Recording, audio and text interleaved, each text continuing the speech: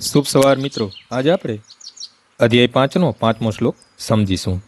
યત સાંખ્ય પ્રાપ્યતે સ્થાનમ તથોગેરપી ગમ્યતે એકમ સાંખ્યમ ચ યોગમ ચ યહ પશ્યતિ સ પશ્યતિ.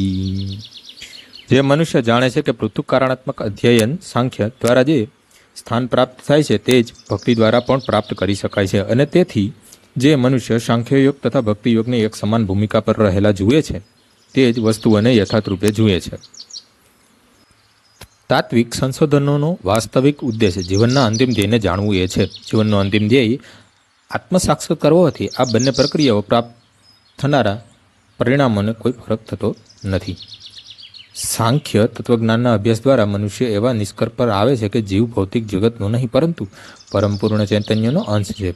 પરિણામે જીવાત્માને ભૌતિક જગત સાથે કશી લેવા દેવા રહેતી નથી. તેના બધા કાર્યો પરમેશ્વરના સંબંધે જ હોવા જોઈએ. જ્યારે તે કૃષ્ણ ભાવનાયુક્ત થઈને કાર્ય કરે છે ત્યારે તે વાસ્તવિક રીતે પોતાની સ્વરૂપાવસ્થામાં અસ્તિત્વ હોય છે. સાંખ્ય પદ્ધતિમાં મનુષ્યને પદાર્થથી વિરક્ત થવું પડે છે અને ભક્તિયોગમાં તેને કૃષ્ણ ભક્તિના કર્મમાં આસક્ત થવાનું હોય છે.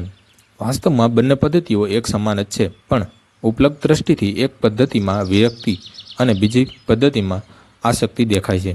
જળ પદાર્થમાંથી વિરક્તિ તથા કૃષ્ણમાં આસક્તિ એ બંને એક સમાન જ છે. જે મનુષ્ય આ પ્રમાણે જોઈ શકે છે કે તે જ વસ્તુઓને મૂળરૂપે જોવે છે. આજનો શ્લોક અહીં પૂર્ણ થાય છે. આવતીકાલે ફરીથી સવારે 6 વાગ્યે મળીશું. જય શ્રી કૃષ્ણ.